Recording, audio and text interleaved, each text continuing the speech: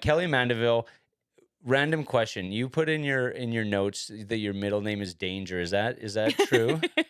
No. Okay, good.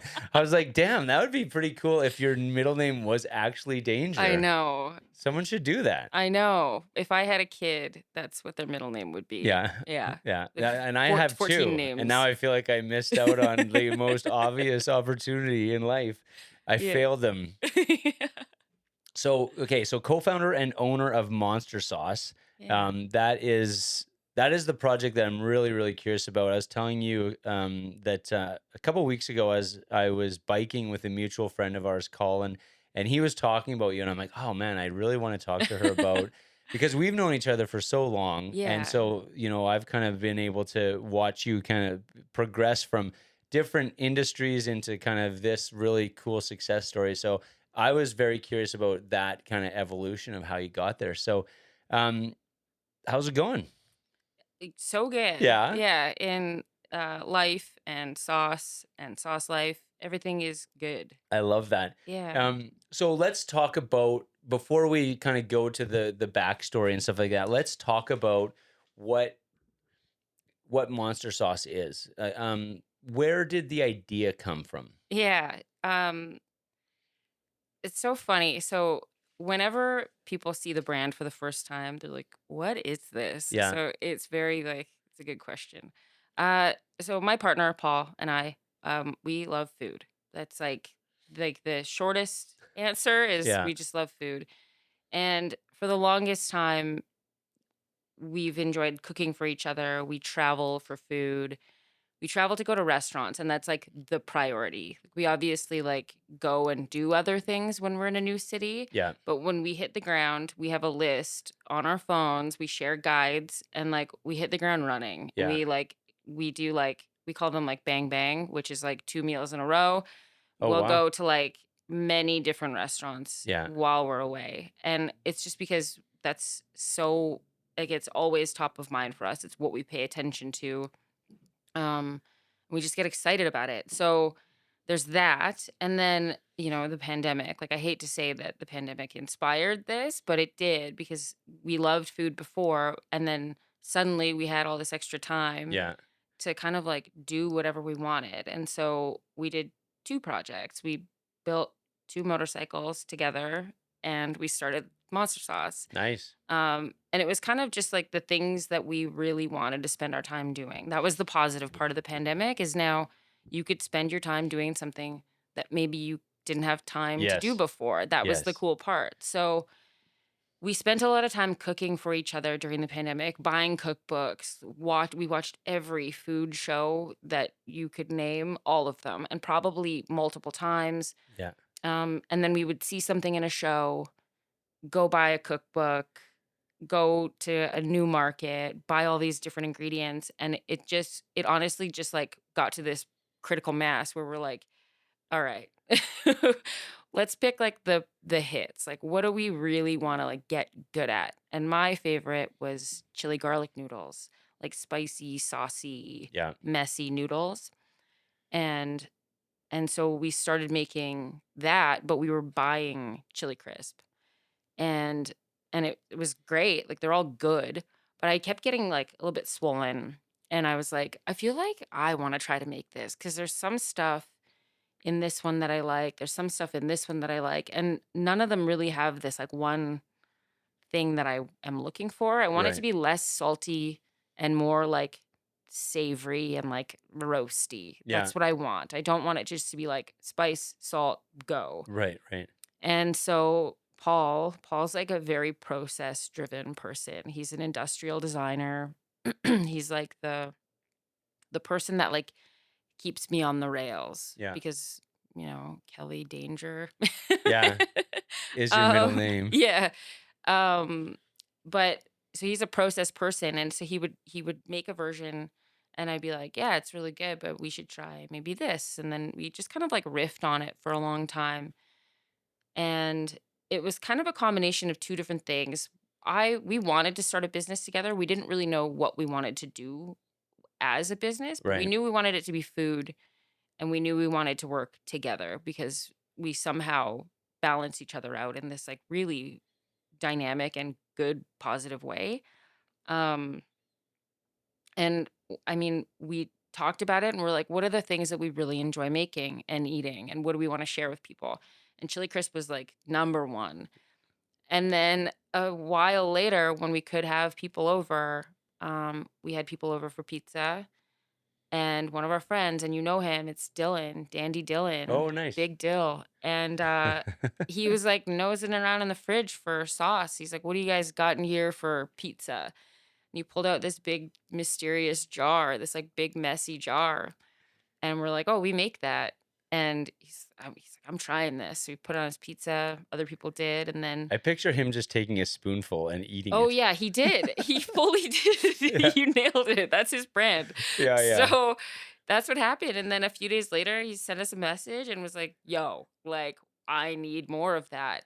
And we had already kind of, like, honed in on what we wanted. We kinda knew we wanted it to be fun and youthful and not so, like, serious and stuffy, Yeah, and it kind of just started coming together. Like, we did work at that process of bringing yeah, all these pieces together, like the funness and the campiness and, like, the deliciousness. Like, we wanted it all to be, like, this really great thing that's good for anybody to buy versus, like, the brands that you see where it's, like, swirly text and, like, very, like, yeah. fancy.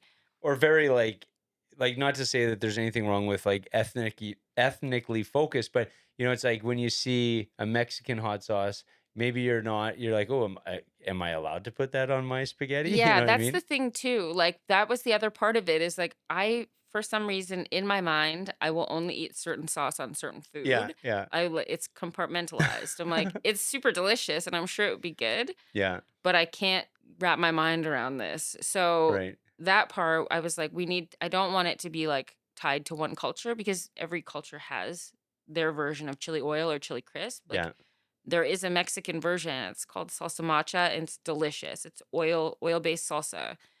And then there's obviously like Chinese chili crisp. Japan has their own version. There's Italian chili oil. Like, everybody has one. yeah, So this is ours. yeah. Like, this is our version of it. No, I So love it. yeah, so that's monster sauce. And then we also do hot honey. I was gonna So ask you about that. yeah, so I mean, I've talked about pizza like I don't know how many times so far, but we love pizza. I said that we travel a I'm lot. pro pizza myself. It's Yeah, it's like the perfect food. yeah, Um, but whenever we go to a new city, we one of like the baseline checks is like we got to know what the pizza is here. yeah. And so, I mean, we've had it in every city that we've been to. So, like Chicago, obviously, there's like deep dish, which Hmm. we went to Pequod's. It was amazing. But we also will go to like the other ones. We'll Yeah, find the best and we'll go to the other ones and then we decide what we like. yeah. We always get pepperoni because that's like the good check. That's the baseline kind of Yeah, thing. that's like the control point. Yeah, yeah, Paul's yeah. gonna love that I said that. Um, and then yeah, we love pizza, and a few times going into different places, we're like, "Yeah, this chili oil is good." Like, we make a pretty good one too. Yeah, And then, it's okay. but then I was like, hot honey. Like, honey's fine. I didn't really have any like Yeah, feelings towards it. I just didn't really eat it. I just don't really like sweet things. right. But hot honey, I was like, I could get into this. Yeah, on pizza, this seems like the perfect Boof. vessel. Yeah, it's so good. Um, yeah, and so we started trying to make it and we kept buying it and we had some good ones, like really good ones, and then we had some like, just not for us. Yeah, Like this one's way too sweet or way too sour, or I can't really tell what I don't like about this. I just don't like it. And so then Paul, of course, was like, let's try making it. And so we, toyed around with different ways of doing it. And then again, we were like, I think we got this. And nice. then Dylan again was like, yo, Yeah, like we're starting to serve pizza at the Dandy. You have to put this in there. And that was kind of like Dylan. Dylan yeah. is my Well, there's monster sauce. and I love one of the many things I love about the beer industry is there's so many, you know, people like Dylan, they're foodies, right? And Yeah. so I have like a group of humans in that world where if I'm going anywhere, I'm calling one of them to say like, "Hey, where should I eat?" Because I know that they'll just know, Yeah. and yeah, Dylan would be, yeah, like right up there for sure in terms of Yeah. like if he says something for some reason, it just holds like an authenticity that if I was to say the same thing, he'd be like, "Thanks, Mark." Like it just, and I'm not even trying to be like, self-deprecating. I'm just saying like it's just an absolute fact. Like Colin, a mutual friend of ours, it's the same thing. If I'm going, like I went to Italy and with my family, and knowing that he had been there, I'm like, hey, where should I eat? Michael Allmeyer, same thing. Yeah. It's just like, hey, I'm not gonna research. I'm just gonna eat where you tell me to eat. Yeah, you picked, like, that's, Colin and Michael, Yeah, that's it, yeah. like That's basically all you need to know. So okay, so you have this concept. You're playing around with it. You're passionate about food. You have guys like Dylan going, hey, this you is need to. something real. So at what point do you guys start making that leap to say, okay, we can make this like a business. Yeah. So, I mean, like I said, we had time, and we did, like, we're both also really into design, whether like Paul Right. is an industrial designer, he really likes spaces and shapes and forms. Um, I really like graphics and like furniture and clothes. I really like the way that things are shaped and the way they fall and Yeah. how light hits them. My background is also film. Right. And so lighting, like, to me, that is like king. I Yeah. love the way that light hits things. And um, we kind of knew what we wanted it to look like. And, looking for a designer, man, it is hard. Like finding the right person that can, like, fit your personality. You Yeah. don't it needs to feel right. Like, Yeah. that part, I feel like, is a non-negotiable for us. We were like, we need to be able to go for a beer with this person. Right. Like, we Right. really want it to be a person that it doesn't feel like a task to go and meet them. We're looking forward to it because we get to go sit with them, spend that time, invest that time in Yeah. the relationship. You just get, like, a quality of work and a quality of product that just is so much better when you're not forcing it. And then you feel, I'm working on a project right now, and I went and met with a couple of people yesterday who are helping me with it. And sitting down with them, even though like from a graphic designing perspective, they are like, that's why I have them helping me, is because they're just infinitely more knowledgeable.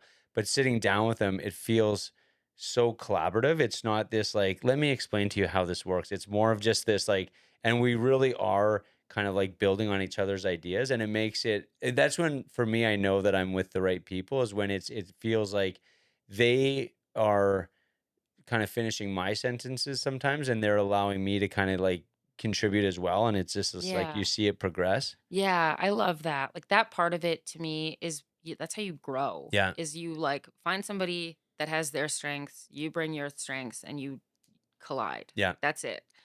And so that to us, like, that part to us was like, how do we wanna brand this now? Like, that's the part that we were, like, Yes. really wanting to go for. And And then we were like, okay, now we need like a kitchen and we need to, go set up the business and get our permits and our safe food and do all of these other like logistical pieces that super dry, not that exciting, but Yeah. learning the process is part of it. Yeah. Um I mean, step 1 was like nailing the recipe. Step 2 was like finding a designer. And we found like the weirdest, most perfect weirdo for us Yeah. personally in like the most natural way again. And when things kept happening in like a natural progression, it just felt like, okay, like we're not fighting this, nothing weird's happening. There's Yeah. no like giant massive hurdles that keep popping up. Like the universe isn't telling us not to do this. Let's just go for it, Right. Right. Like Right. I do believe like if you force something, if you force energy in a direction that doesn't make sense for the rest of the universe, something bad is going to happen. So as soon as there's like a couple of those like signs, maybe just like I'm just going to take a minute. Yeah. Like I'm going to go Yeah. for a beer, come back to this. But so we had found a couple of people. We were sending, accounts and websites back and forth. And I had this poster in my old apartment, and it was from a Sled Island show. It's Hmm. for Guitar Wolf, which is this like unbelievable Japanese band. I saw them with Dylan Oh, and the Dandy Guys. And it was not a surprise. I knew it would be good because there's always those bands at Sled Island that you just like buff, like yeah, that you just have a moment. But that show, like that is in my mind. It was just insane. It was epic. And leaving, I bought one of the posters and it's this big dragon and it's like fun and it's this big monster. yeah, And that was kind of in my mind. And so when we started looking for a designer, that was in my mind. And then I found this guy on Twitter, Cam Hoff yeah. from Slugger Studios. And I looked him up online and I was like, oh, this guy's perfect. Like, this is awesome. So we reached out to him and the pandemic. This is like still around that time when you couldn't like you're like Which you, pandemic are you referring to? yeah. Yeah. Just be slightly more specific. Yeah. Specific, yeah. So this was like still when it was kind of weird, like rules were on and off and couldn't really meet with people. So we met him online. And he popped up on the screen and it was a face that I recognized. Oh, cool. And I was like, hey, like I used to work at the Ship and Anchor and I worked there for years and there used to be the book club. This group of guys that pretend they read the books and they Right. just come and have a bunch of beers every week. And then they end up in arguments. And there's always this one guy that I was like, he's such a like cool guy. He's the quiet one. He's very funny. I always hear him like coming in with little like chirps and Yeah. making jokes. And he popped up on the screen and I was like, no way. We were both like, hey. I was Yeah. like, hey, what's up? That's Like, you're cool. the guy? So that felt good. That was another like just Hmm. natural little like step. Yeah. Um, and then I found out that he was the guy that designed the Guitar Wolf poster, Oh, which is no like one way. of my, I was like, come on, that's so perfect. So we kind of told him what we were looking for and we knew the feel, we knew some styles and obviously he did like his part and was like I need you to fill out these questions and like describe the feeling that you want people to have and he came back with like three concepts and I remember we really liked all of them and that part was really hard Yeah. but the one that we went with we were just like well come on I was like I want to wear this like I Hmm. want to get a suit made out of this and wear this so that part we're like, check, like Nice. design, done. And then we're like, where do we make this stuff? Like we can't just make it in our kitchen. Yeah. They frown upon that. Yeah, they don't like that. There's Yeah. rules, everybody. So um I've had many conversations with AHS. I know like that, yeah. it's a very serious thing. And so, we're like, okay, so we need a kitchen. But like at this point, it's a small project. We're just starting this. We Totally. know how big it can be Yeah. because everybody knows Frank's hot sauce and we're like but how do we get there Yeah. so where's the There's a kitchen big gap between where you're there's a at this little point, gap at that point to be Frank's. yeah Yeah. yeah to be frank Yeah. Yeah. Yeah. Yeah. um so we're like okay I'm like Google find me I'm like Hmm. kitchen shared Yeah. communal like and Commercial. one That's an yeah and important. certified Yeah. insurable and one came up and it was a name that I recognized and we just sent them this blind email and I was like I really hope that they are into this idea because at this point it's this idea and we know where it'll go but we Yeah. just if you'll just rent us this Yeah. kitchen and Yeah. so we went in and met with this father and son team at this kitchen, and it's called Culinary Co-working. It was Andrew Obrecht. You probably know him. You're into Yeah. cycling. Yeah, Yeah. it's him and Yeah. his dad. Oh, wicked. Just the gems, like such gems. So we went in and met with them, and his dad's been a chef for like 30 years or maybe probably longer than that, 40 years. And he kind of hit the end of his road at this catering business that he was running, and it was still successful, and he had this big space, but he just didn't want to do the day to day Right. catering anymore, which I get. That looks like a grind. And Yeah. so they built it out as these little stations and rented it to startups like us. And so Wow. they said yes. So suddenly we're renting this kitchen twice a week. But because it was such a new business and we bootstrapped it, we have this whole time. It's been entirely self-funded. We were like, what is the cheapest? Like, what is the lowest rate that we can get? And it happened to be from 10 p.m. to 2 a.m. Oh, And wow. so that's what we did. And we still rent the late slots. Yeah. Um, but it was just there's less people around, there's like nobody around, and you get to play your own music. You're not kind of fighting with I people like to get that. into spaces. Yeah, Yeah. it was just kind of nice. Like it operates kind of at our speed, which is just like this slow, low burn when we can. And And you've been in hospitality for a long time, so those are those my hours are hours. yeah. Yeah, those are king. And Yeah. like you get out of there, there's no traffic. Mhm. We could kind of like, it's a huge commercial kitchen. So my favorite part of that was the deck oven. It bakes like 1,000 cookies Yeah. in an hour or some insane amount. But it will also make like really good tater tots in the middle of the night. Nice. Yeah, yeah. So that's kind of like the three steps was like nail the recipe, get the design, and then find a space to do it.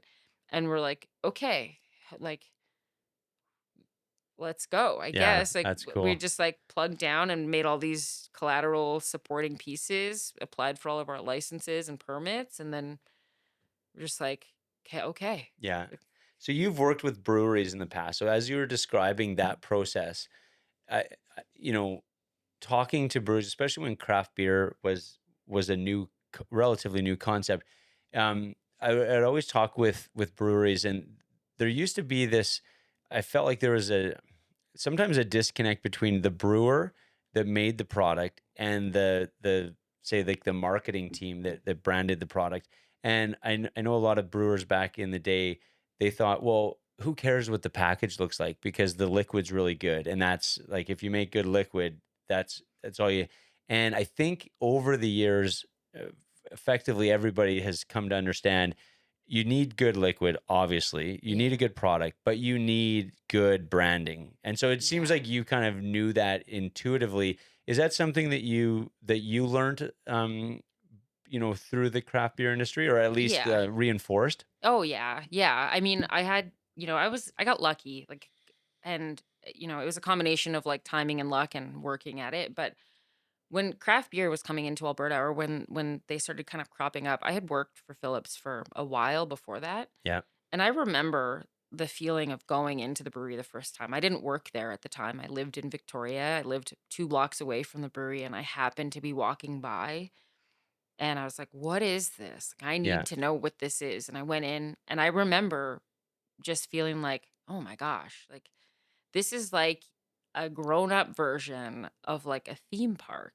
This is so Yeah. cool." Yeah. It's a cool place. And and then when breweries started coming up in Alberta, I was kind of working for this brand that was just like charging like full steam ahead, but they had already kind of like built that culture. And you've Right. met Matt Yeah. Phillips. Yeah.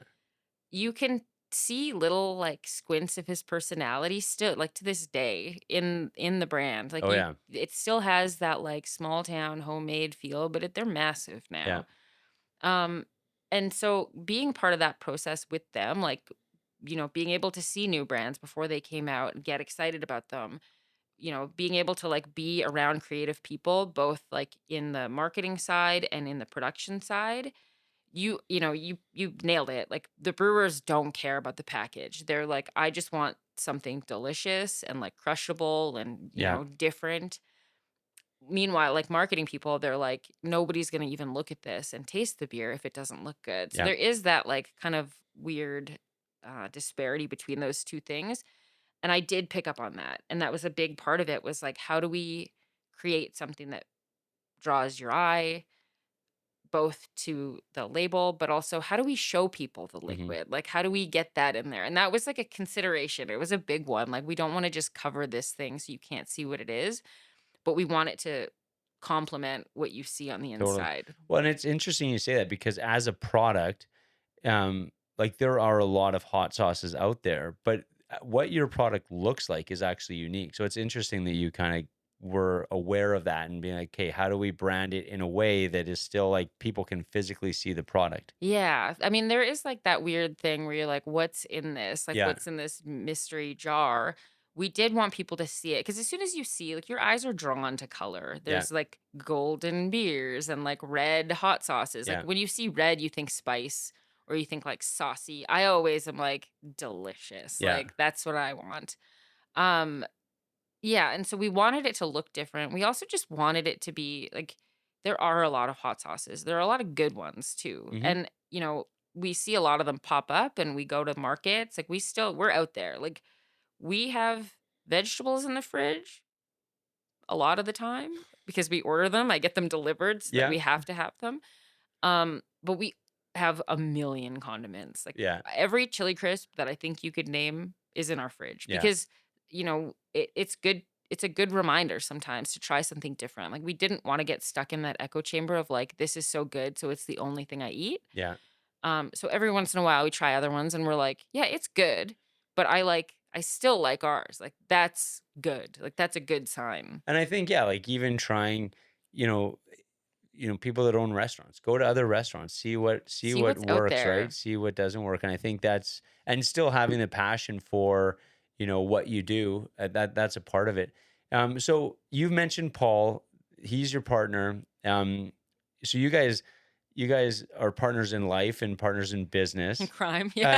I'm always, is his middle name also Danger? Danger. It is. Yeah. Okay. That's really coincidental. Um, so I mean, one of the questions I'm always curious about is how the hell do you balance that? Because that seems like it either is going to work or it's going to implode horribly. So how do you guys balance that dynamic? Because you still want to be interesting to each other outside of work, right? But if the lines are blurred, I can imagine that's a challenge sometimes. Thanks, Mark.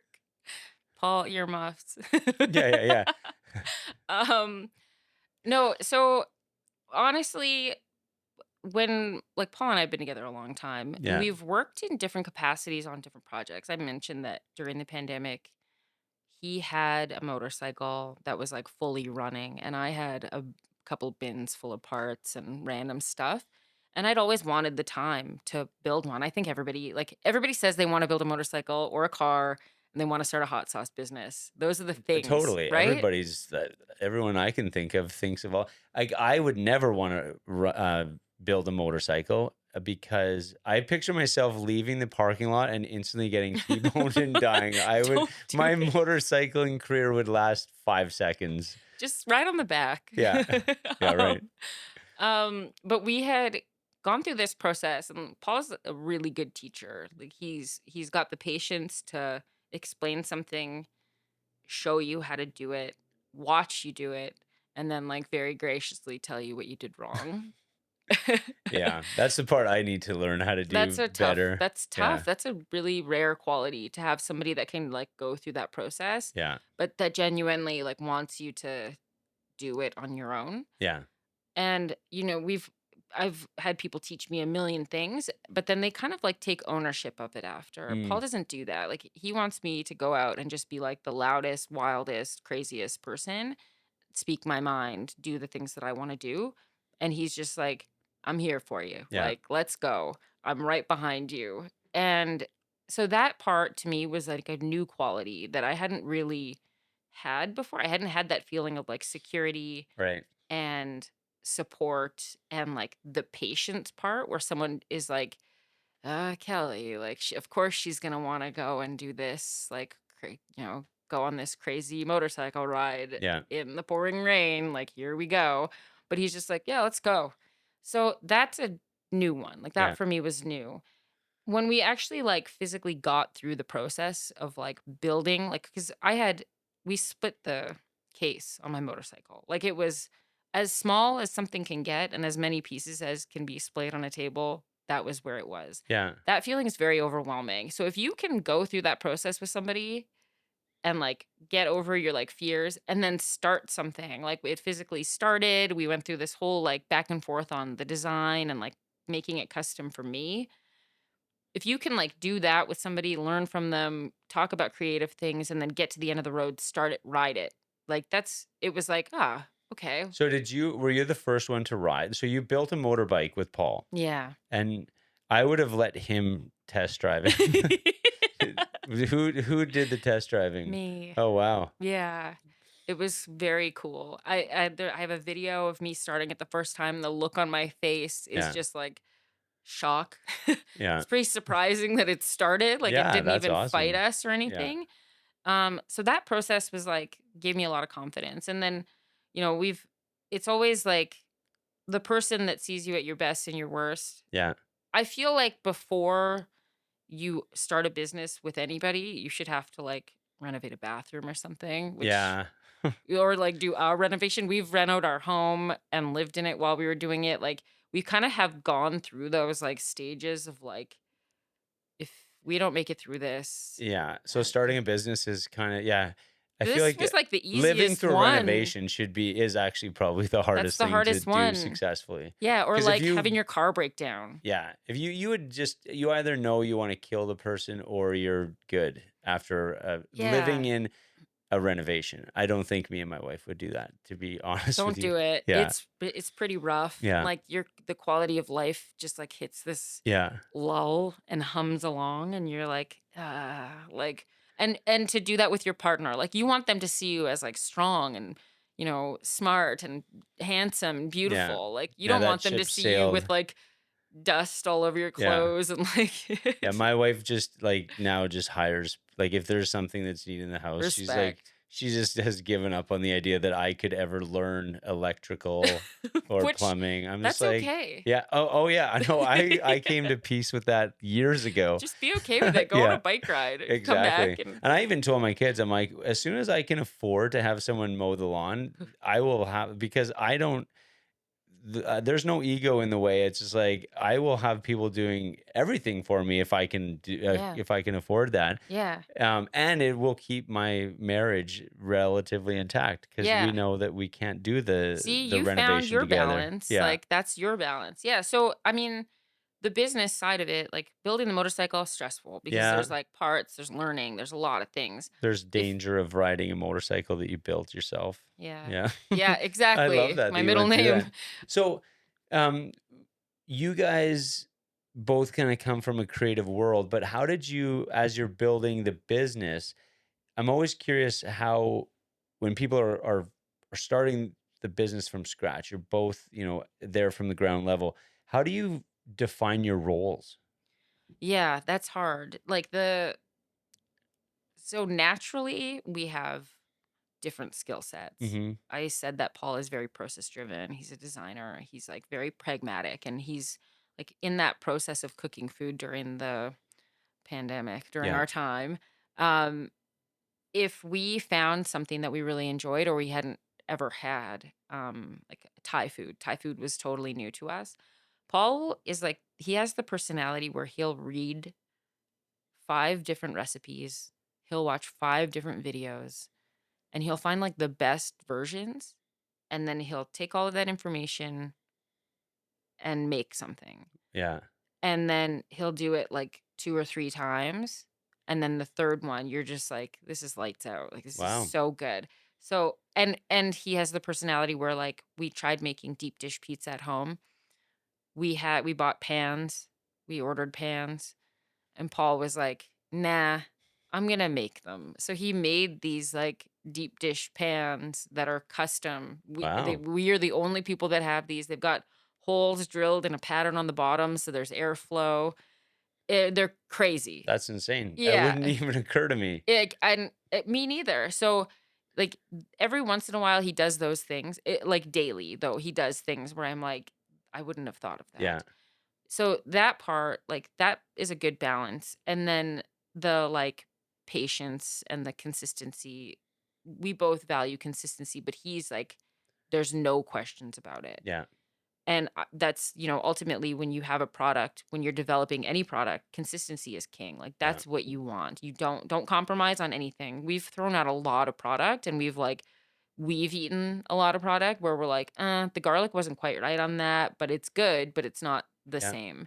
Um, And then my background is creative. Mhm. Like I'm film and video production and then communications and marketing. Yeah. So I've done a lot of that work. Like for a lot of the breweries, I spent a lot of time going in, asking questions, asking people for things, planning events, like trying to make something memorable and trying to find a way to connect with people one to one and get them to be invested in your brand and Yeah. invested in something that they like.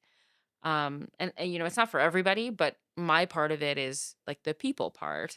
I'm the person that will be able to tell you all about this product because I probably made it. Yeah. Like I did make it. No, absolutely, and that's yeah, it's awesome because when you have two people that, you know, you come together. So I guess if you had like the Venn diagram or whatever it's called, like the consistency is what where you guys come together, but the Mhm. way you look at the product and how you can share that story is very different, Yeah. and Yeah, we that's both have huge. different sides of it. Mhm. So I mean, we just kind of like balanced it out. I can't really imagine like going back to your question about how do you have a relationship where you also own a business? It's challenging. We did like create a safe space early on where like there's Like a no locked room where you can yeah, just go in like a and just padded room where you yeah, just go yeah, scream and yeah, cry. That's the bathroom. yeah, um, no, so we like nothing is off the table. Even the brand, like the in its truest form, was like a little bit of a push, and it took us like we're like, "Yeah, like that's it." Like we wanted it to be extra. Like we yeah, wanted it to be that little bit extra and like something that's like fun. Like you yeah, want to be around it.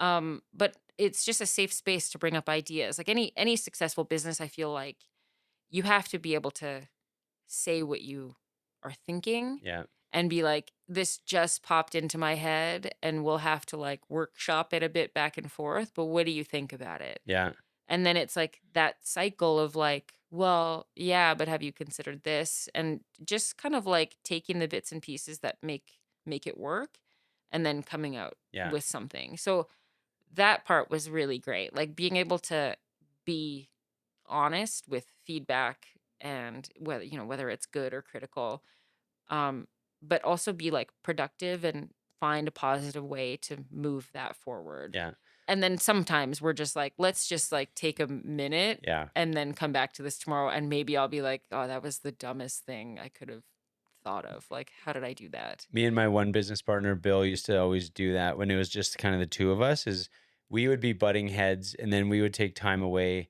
And then we would usually come back the next day and we would actually have switched positions because you'd be like, okay, I understand where you're coming from on that. He's like, well, no, but really the way you were talking about it was, and so then it's like, oh shit, now how do we find that? Like, how do we come together on Because you this? have to be able to throw ideas out there, but you also have to be understanding that like most of the ideas are going to be terrible, or they're going to kind of deviate so far from your path that it's just like, okay, this is something then brand new. Like Yeah. so, you kind of have to having that fine line of like safe space to throw ideas out, yet also being able to be like, but no, Yeah. yeah, Yeah. I yeah. see where you're coming from, but A no. hard no. Like, yeah. Okay, so let's talk a little bit about, what you were doing before you got to where you are now, because you started in the film industry. You mentioned that. Yeah. Um, Curious what drew you to the film industry, and then and then why you realized at a certain point, like, okay, I'm going to move on from I'm that. out. Yeah. Yeah. Yeah. So, I feel like when you're young, there's always like you hit this age where there's all this pressure. It's always questions. It's like, what are you going to do next? What are you going to do when you're done high school? What are Mhm. you passionate about? And you're like, I don't know. Like, I didn't know. I knew I've loved photos my whole life. Yeah. Like my earliest memories, I had like the little camera. I've always brought cameras to school, and on my last day of school, I would just like blow off rolls of film, Yeah. and that's my favorite thing. I remember like the first time that I figured out like, oh, I really like light. Like I lived in Yellowknife. I grew up in Yellowknife Yeah. and it doesn't get dark there in the summer. And I remember being at this like street festival at the beginning of summer. It's called Raven Mad Days. And it's this like the first day, it's the summer solstice. So it's the longest day of the year. It's Right. when the sun does not go down. Yeah. Like this you see it dip on the horizon, and so there's this big party in the downtown area. And I remember late that night thinking like, "Oh man, I really like the light here." Yeah. And that so that was, like, in the back of my mind. I'd always just loved it.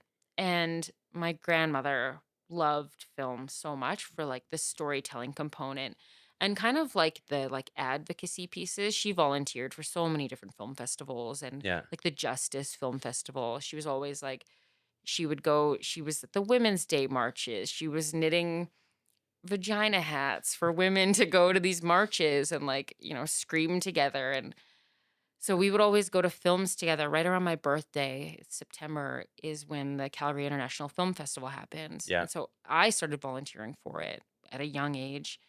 And then her and I would always go on my birthday to a film and go grab lunch somewhere, maybe have some wine when I got to the age to Would do she that. wear her vagina hat to She this? she passed away a few years ago, and Okay. there was an entire section wearing those hats, and it That's was awesome. like, "This is the best." Yeah. Like, this is so funny and so her that there's all these, like, old bats in the room Yeah. that are just, like, tough as nails, and they're not gonna take your shit, and they're all showing up in their hats. Yeah. My dad was just like Seeing that out of context would be would funny. be a bunch of, like, Like, elderly okay, women that cool. are just out there. Yeah. Yeah, so film was just it was always just really around me. And then, I finished high school.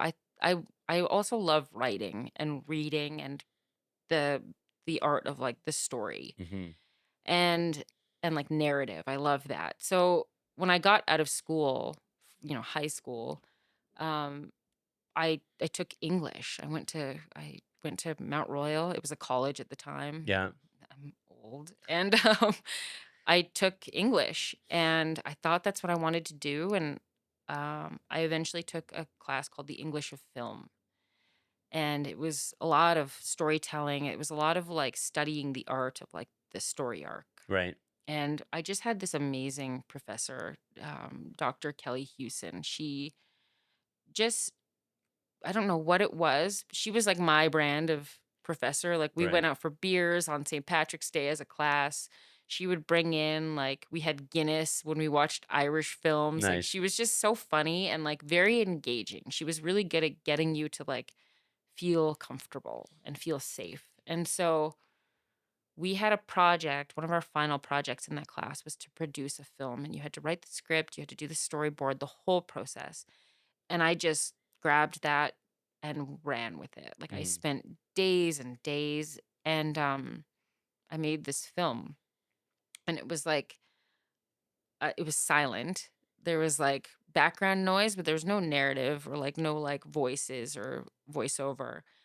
And when we presented to the class, that's you're putting yourself out Yeah. there. Yeah. She was so great with feedback, and she pulled me to the side at the end of that class and was like, "I know that you want to do, like, English and you love writing and you're good at it, very strong, and you work at it. You thought about going into film? Like, it seems to, like, bring you alive." And Mm. I was like, Nice. "Maybe, yeah, yeah." So then, that was in my brain, and, um SATE at the time had this film and video production program that was really oversubscribed. Like hundreds and hundreds of people apply and 30 got Oh, wow. in. And I was like, well, universe, like, let's go for it. And so I don't know what it was. It's funny looking back. I don't know why, but I was like, it seems like the first step to getting in, because I know the application process is going to be like crazy. You're going to Yeah. have to like write letters and get a resume together and all these things. So I was like, I'm going to go work in a film lab and I'm going to learn everything I can while I'm there. And so I did that. I went and worked in a film lab in the back, learning about silver halide and all the processes and color correction. And I thought, this is a good step. And then I started volunteering on film sets around the city. And it's so funny, like looking back at that part too, because I volunteered on a film and the crew, I was like, "These people are so organized. This is amazing." Yeah. I love being organized. And, the first film that I worked on was shot behind an apartment that I eventually lived in for, like, a decade. So I Yeah. would wake up every day and look out at this parking lot, and that's where I my first ever film set was right there. It That's was cool. so weird. But my boss on the film, like one of the leads on this film, is Marty, and he's this gaffer, and he's so highly regarded in the industry as being such a professional and like such a kind person. Mhm. So I volunteered with him and these local filmmakers. And when I was finishing my film program, because I eventually got in and I just like latched onto that program so hard and did all the things. It's all I thought about. I didn't even have food in my fridge. I had film, like 16 mil film just stacked Yeah. in my fridge. And when I got into the point where I needed to get work experience, I got a call. It's called a daily, and you go out and you're one day. And I show up and and they said, "Bring rain gear because it's supposed to pour rain." So I put my, like, cute little rubber boots on. They don't wear cute rubber boots on Yeah. film sets. Really? But I More was functional like workwear? yeah. Yeah. I showed up out in the country, and it's my first, like, big film production. Yeah. It's big, like, this is a big deal. I got this one daily call, and I show up, and I walk to the back of this truck, and this big burly, like, Paul Bunyan style guy is standing there. He's wearing shorts and, like, work boots and a flannel, and he like, picture Paul Bunyan, Yeah. like, big hands. Yeah. This is him. His name's Colin. Dylan. I'm Yeah, picturing Dylan. just Yeah, same yeah. same Yeah, idea. yeah, 100%. His name's Colin, and he's like, "Are you Kelly?" And I'm like, "Yeah." He's like, "Okay, come on up here." Why did he think he was expecting another Paul Bunyan type I human think he was being? expecting like a different Kelly. Yeah. And I'm like, you can't see me, but I'm like 5'5", 5'5" and a Yeah. bit, like little. I'm strong. And and I can do it. I'm a hard worker. So I'm like, whatever, man, let's go. Yeah. You And he don't know walks me me. to the front of the truck. Yeah, you don't know anything about Yeah. me. And so walks me to the front of the truck, and there's this guy. He's got his back to us, and he turns around, and I'm like, Marty. And he's like, "Hey, Kelly, how's it going?" I'm like, "Oh, thank God. Like, okay, safe space. This Yeah. is this guy that volunteers on film sets because he's just so in love with this industry." So, it was a great day. It was so hard. It was pouring rain. And my like favorite story from that day was like I had to go up in this lift and there was like lightning in the distance and I've got lights strapped to this metal lift and I was like, uh should Yeah. like I trust you, but am I Yeah. okay? Like, what are we Hey, doing Paul here? Bunyan, maybe you Yeah, do this. I'm jumping down. Yeah. So that day call turned into like the run of show. So now I'm on this show for the rest of it. Nice. And I learned so much and the other people I worked with were so cool. Like it was the coolest team to work with and it was Tucker and Dale versus Evil, which is now like a cult film. Okay. It's like a cult Cool. Halloween film that they play. Um and it was just so wild. Like iPhones at that time, I think I had an iPhone 3, like an Yeah. original, like this is a long time ago. And the camera wasn't great. And I took like one picture once at like 4 in the morning because we were blowing up this cabin. And I was just like, no one's going to believe this. Like, this is the coolest thing. Like, the way that you think of film is how I looked at it. And I was like, this is such a cool idea. Like, Yeah. all these people coming together to do this one thing. I love it. And I stayed in it for a while. And then it kind of got quiet in the industry. I went out to Vancouver and I worked on a few like CBC, like small shows and Right. commercials, helping out and doing things. Um, and I was like, this is really exhausting. Like it's hard on your body. You're doing like minimum 12-hour days, Yeah. minimum. And some of them were like, you get there. I was doing like noon to 7 a.m.s. Oh, wow. What? Yeah. That's crazy. So we did a couple of those and you start to like, you're like, my life is falling out here. Like, Yeah. how do I do Well, this? that is your life, right? Like, That's there's it. nothing else beyond that at that point. Yeah. And so the winter in Calgary, rough Alberta winters, like being outside in those winters, Yeah. day after day after day, starts to wear on you. And then I'd gone into film knowing that I wanted to continue on and do communications. I thought, Right. I love film and I really want to understand the technical components and really like immerse myself in that. It was the perfect place to do it, honestly, because they had people that loved it. All of my peers, like there's 30 of you. You all have to really love this and Yeah. be in it. And so I just had like a natural team with my peers. We would work on these projects and we'd just go to the moon. We'd Yeah. be like, nothing's off the table. Same idea. Like we go for it. We go hard. We're up all night doing these things. And it was 2 years and it was so amazing. Like just learning everything that I possibly could. And then I wanted to work in it and it just happened. Like I hate to say that because I did work hard to get those jobs, but Mhm. it felt like, okay, I'm like, it's coming now. Like there's Yeah. like a little flow of work and I'm good. Like I've paid off my student loans and I've met all these amazing people. What's next? And then Colin, my like OG Paul Bunyan boss, Yeah. it was like the dead of winter. It's so cold out. And he was like, I gotta ask you, like, what's your plan? And I was like, this is it, man. He's like, you idiot.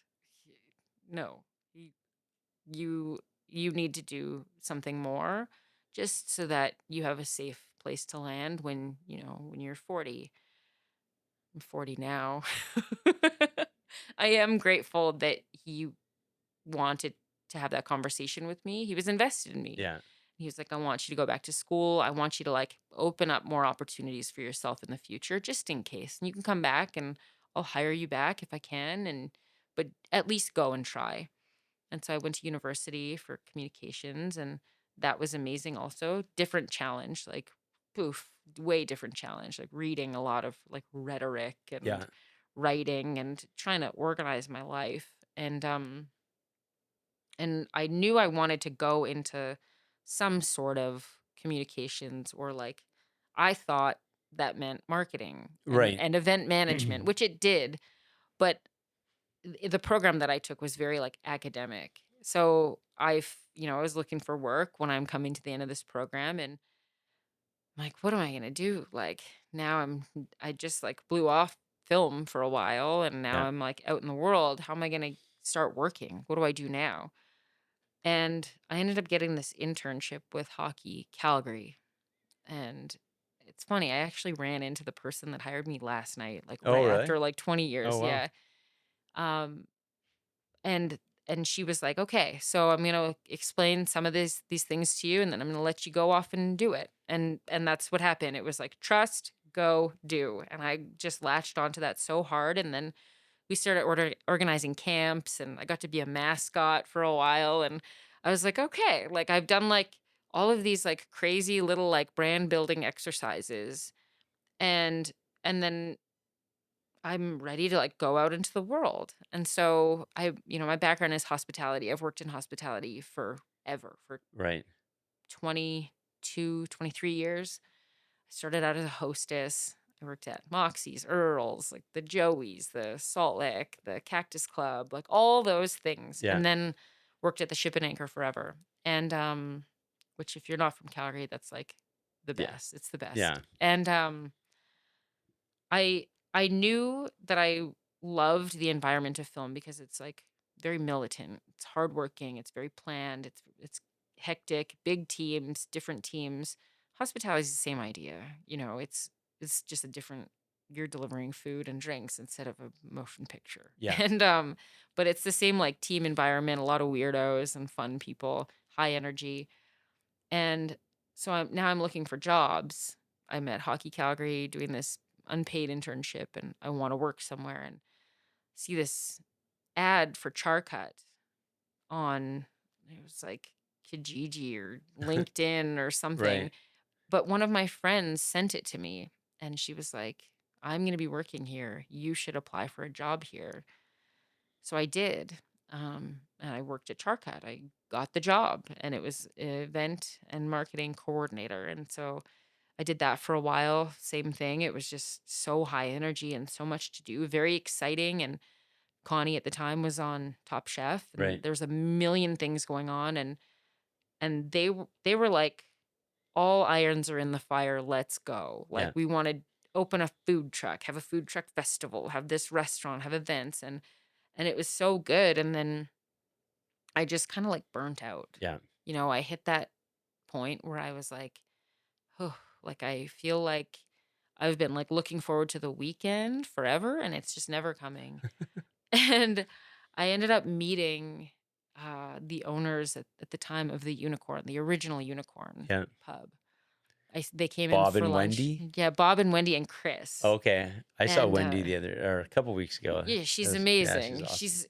She's the, like, exemplar of hospitality. Mhm. She's the best server. She loves when you go there, you're in her house. Totally. And how dare you not have a full drink and a full plate and a Yeah. smile? She's the best. But I met the Bob and Chris. They came in for lunch. They kept coming into Charcut, and we just kind of like started this conversation, and craft beer at the time, like Charcut was like the place to go for it. And there's a couple places like here and there where you could get like different beers, but it wasn't Right. a thing. Like Right. craft wasn't even open then. Yeah. And they were opening this pub, and they wanted somebody to come on board to help them like dial in events and start getting some energy around it and take over the beer program. And that was kind of my introduction to that whole industry, Right. really, was And like, that's when I would have met you, yeah, was when you were at the Libertine. yeah, Yeah. yeah. So I kind of started with that. And then they were like, come into the head office and help us, build up these three different brands. And Chris had his own different businesses. And so now I'm in this like cool brick building with this really creative leader. Like Yeah. there's again like nothing off the table. If I needed something, Chris was there and he was making it happen. And I did that for years. And it felt like there was no shortage of like ideas and things to do and businesses to work with and projects I could write, I could design, I could do layout for a menu, shoot a video, do social media, go to a beer festival Yeah. and train people. And it was just so exciting. Like there was just always this like cycle of cool things to keep me engaged. But again, like after years and years of that, you start to like, look at like what's really exciting me. And we started doing these beer dinners. And this was like, Dandy was around, Toolshed and Village and Big Rock and Yeah. Wild Rose. And that was like it. There's other ones like starting Yeah. to pop up, little ones, but that was it. So doing a beer dinner, we're like, who are we gonna work with? Phillips. And we would like do them in a fun way. So Phillips was releasing a beer and we're like, can we be part of that process? And it was Analog 78 and it's like very like record themed. Right. And so we created a branded record player and all the menus were these like record sleeves and you pull out this little piece of vinyl that's got the menu printed on it and we had a DJ and it was so fun. And I knew it would be fun, but I didn't really like get it. Like that there was nothing really like that where you like were walking into this like cool food and drink experience Yeah. with like it's like a environment. And the people from Phillips were there, Simon was there, and Steve, who I used to work with, was there, Pascal, Neil, like all these people that were like really into that brand. Like this is awesome. Like it sold out like the day we put the tickets out, it was packed. It was all these people that were into that brand. And I'd Yeah. known the brand from Victoria from university, but I didn't know it. Right. And so being in that environment, I was just like, hell yes. Like this is awesome. I love this. There's different beer that I'm learning about. And so they came back, a few weeks later and they're like, can you do that again? And I was like, yeah, like, let's Wicked. go. That's cool. So I talked to, my bosses and they were like, yeah, do it. Like if it's a good challenge for you, go do it. So they kind of like let me have this hybrid schedule of working with breweries and working for the pubs and I just got to like be fully in that environment. And so Nice. again, it was like fully into film. Like didn't think about anything but film. And then moving on to the next thing, like grabbing it, learning everything. Yeah. And then motorcycles, same thing, like really latched onto something that I don't know, put the time in, put the energy in, and just like focus. And so Sauce was like, I was like, I know I can do it. Like Yeah. we know we can do it. It's just like, what does that look Yeah. like? Well, and it's interesting because as you're describing all of those things, um, when I graduated university, I didn't, I have a commerce degree, so business degree. So the idea would be just go downtown and work for Show up. somebody kind of thing. And then, Briefcase with a pineapple in it. yeah, but I never really did that. I did that for about 6 months and then I just started my own thing. But I've done a few different things. And oftentimes, I'd look and be like, did I waste my time by going to school? And then I'd start a project and, I'd varying levels of success, which means I failed at certain things. And so every time you fail, it's like, did I waste my time? I shouldn't have done that. That was a waste of time. I shouldn't have done that. But then you get to a certain point where you realize that everything that you did learn along the way kind of is coming together in Yeah, this it's one project. accumulated. You know what I Yeah. mean? So do you feel that when you talk about your current project? It's just like you have that confidence because of all the things you've done. Yeah, yeah, I do 100%. Like it was an accumulation of experience and struggle and Hmm.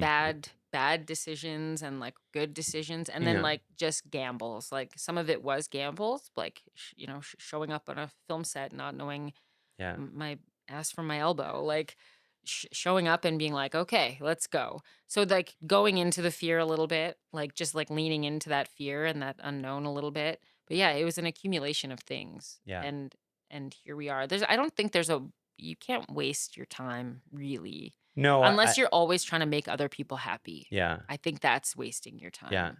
Yeah, if you're going and failure, I don't know if this is a cliche, but I think about it often is and I stopped using the word failure for a long time, but I'm actually okay with the word because I think it is part of the process. And I think you need to be able to make yourself you need to be able to put yourself out there. You need to be able to look like an idiot. That's all part of the process. Yeah. And when it all comes together, it's really cool.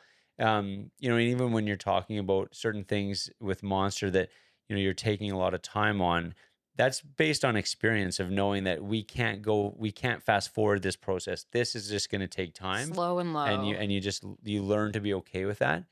Um, I think you did mention this, but I wanted to ask you: is it being an entrepreneur something you always knew would you would you would become, or was that something new to you when you guys started Monster? Was it like, oh shit, I'm now a business owner, I'm Yeah, an here we go. entrepreneur? Yeah, I don't know. There's like two sides to it because there's like the like leadership part. There's the like no one gets to tell me what to do, which do love yeah, that. Um, but then there's like all that back end stuff that nobody really talks about. Like we kind of like gloss over the people like you, like the commerce people in business. Like there's all these exciting things. You need to have that foundation of learning how to yeah, input your expenses and all of those pieces.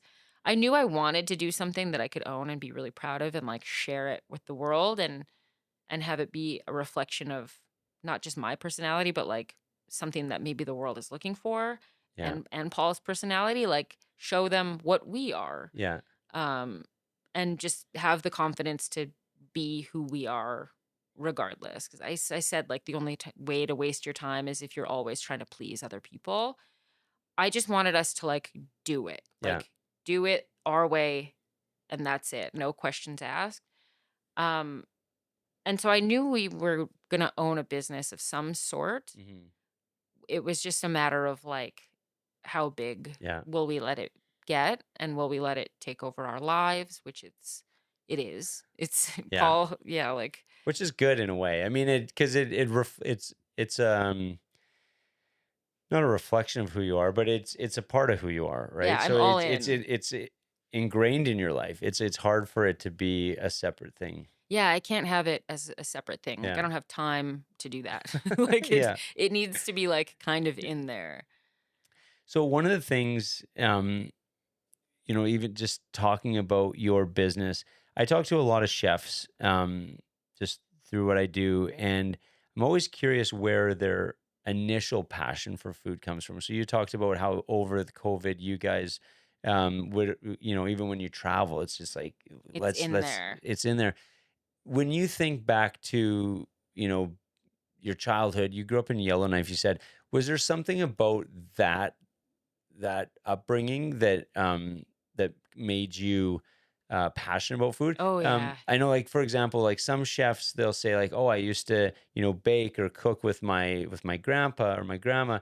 Other people, it's actually because there was such food scarcity that they wanted to work in a kitchen because they wanted to control their food like, you know what I mean? They wanted Yeah. to feel like they had control over that. So what was it about your upbringing that maybe Triggered brought yeah, that. triggered the passion? Yes, the short answer, like, my family my mom is an amazing cook, like, she always has been, that's her love language, is Yeah. making sure you're fed, um, and so, as a kid, like, I remember working like, going into the kitchen with my grandma and grandpa and making bannock with them, Mhm. and I remember going out and picking cranberries and blackberries and making jam, like, and I remember having, like, red fingers and picking blueberries, um, and just loving that so much, like, Mhm.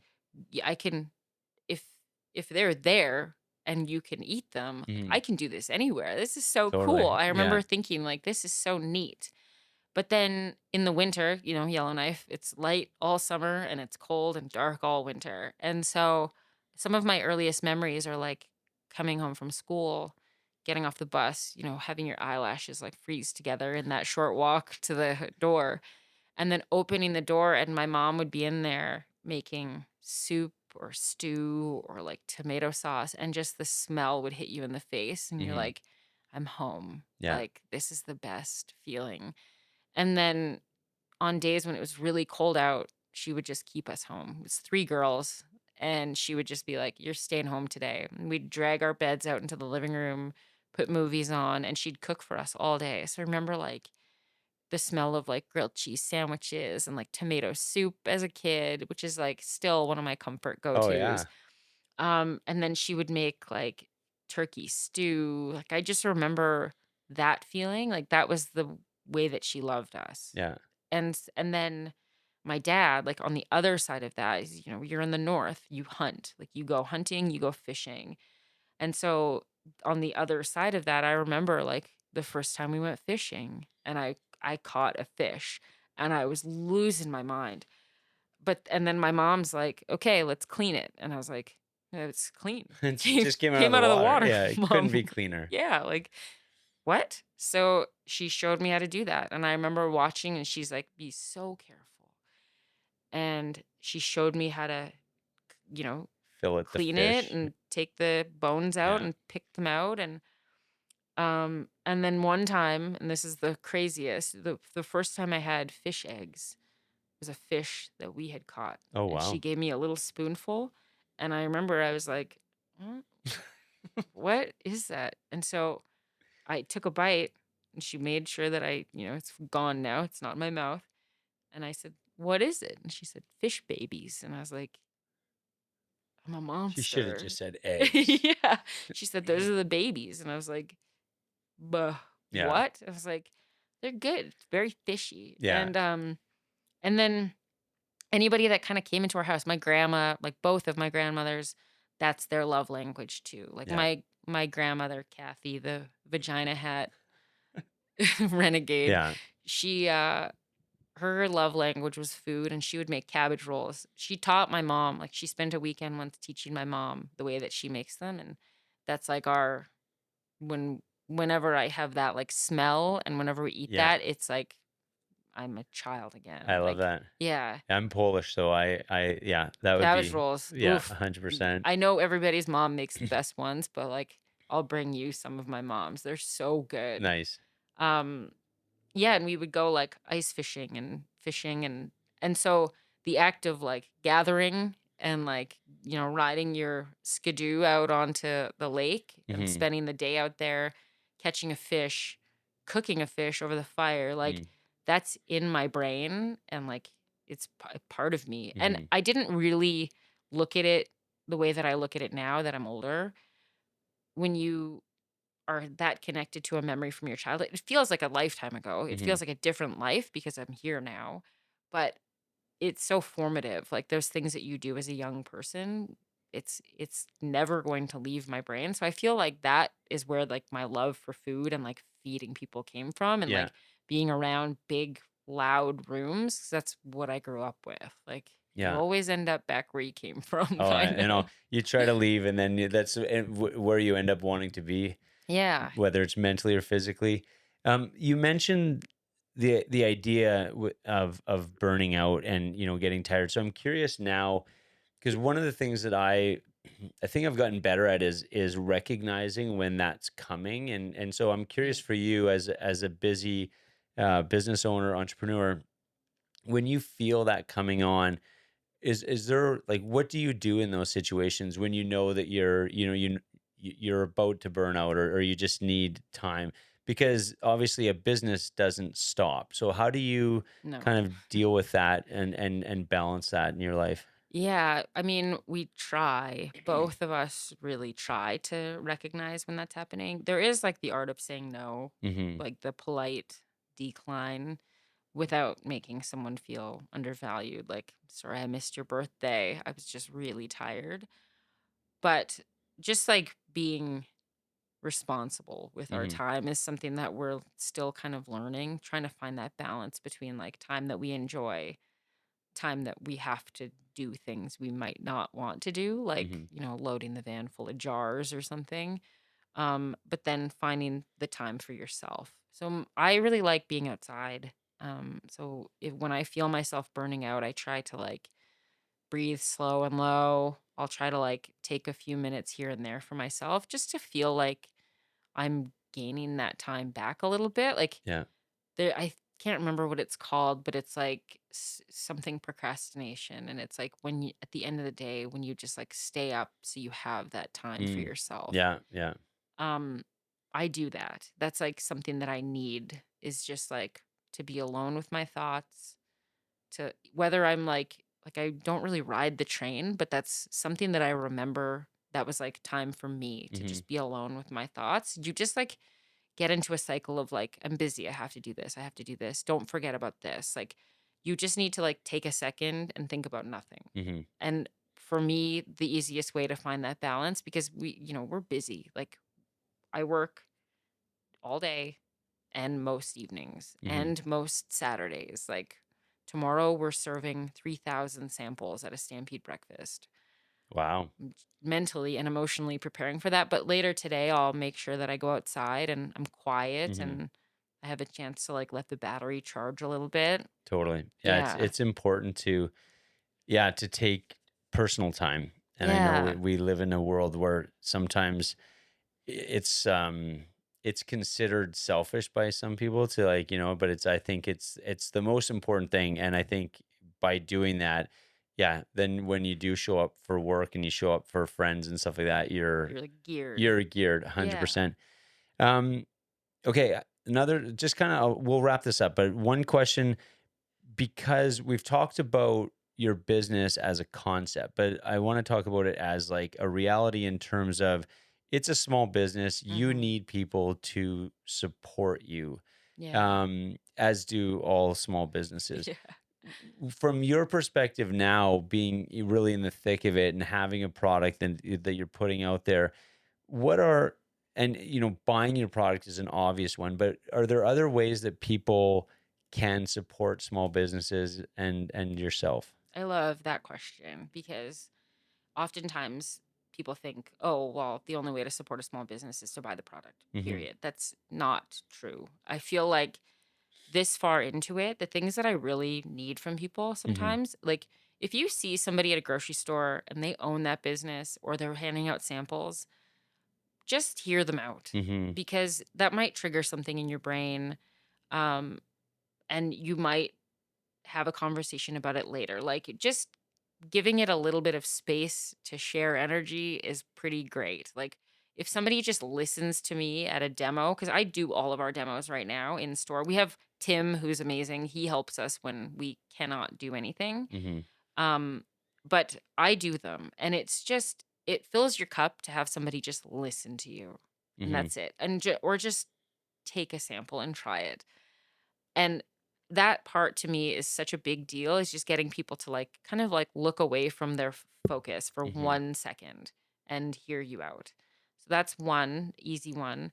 if you want to get it in a store and you go to the store and it's not there, ask them to bring it in. Right. That is so helpful for small businesses. If you're looking for a product and you can't find it in the store, Yes. ask them, period. Because sometimes they do stock it and they're out and they might not know. Mm-hmm. Or they don't stock it because they haven't heard about it, because they don't, follow the same things that you do. Um, and so that's really helpful. And then the last one is that if you like something, tell people about it or find creative ways to like get it in there. We have so many people that order around Christmas to put sauce in stockings, Yeah. which is my favorite. Don't give me flowers. Mm-hmm. Do not give me pajamas or socks. Give me something I can eat. Like give me food and Yeah. snacks. Um, so that part to us, like so helpful. Like if you want to support a small business, it's not that hard. Like Yeah. just find a way to do it. Or and like, some people are like, well, sometimes it's more expensive. Yeah, yeah, it's an investment. Yeah, it's yeah, I get that, but it's always better. It's always more interesting. It's a conversation piece. Yeah. It's all those things. And So now you like if you buy a product from us, like you don't have to buy a product from us, but even just listening to us, and if you introduce it to someone else, now you have like a small little piece of it. Like now you can share it with other yeah, people, which I love that. I love sharing new things with other people, which I think is also why we started a food brand, was like now we have a reason to bring people together for yummy food. Like yeah. this is the best. No, Yeah. I love it. I'm super proud of how just what you've created. I think it's Thank yeah, you. and like I said, Colin, mutual friend of ours with Bandit Peak, he was kind of bragging about you and stuff, and so I just thought It's been crazy. yeah, Like we knew it would be big, but this is like we didn't know it would be big this fast. yeah. Yeah, Oh, it's good for you. awesome. Good for Yeah. you. Yeah, Uh, thanks to people like you and Colin and yeah. the Dillies and Well, yeah, I mean, you're in the right. Actually, that was one thing I was going to ask you because I feel like we live in a really unique space. I don't know if it's unique, but it's awesome in terms of if you were an entrepreneur in Calgary, the support system, like the chances of you being told that's a stupid idea that'll never work, it's very low. Like the chances of getting encouraged is almost 100%, right? yeah, Wild West. Yeah, yeah, it's so cool, and that's been my experience my whole career. There's just people, the Tom Stewarts of the world and stuff like that. That just Yeah. I could not have been here without that, and just that vibe is still incredibly strong here. So Yeah, everybody just you build each other up. That yeah, community builds up. It's cool. oh, 100%, Yeah. awesome, nice work. Yeah, thank Okay, and thanks for you. taking the time. I know you're busy. I know you got 100 things on the go, so I'm glad you were able to come here No, I and love hang for a this. bit. Yeah, thank you for having me. Okay, take care. Okay, bye. Thanks so much for listening to the Create Podcast. Please be sure to like, subscribe, and share with your friends. See you next Wednesday.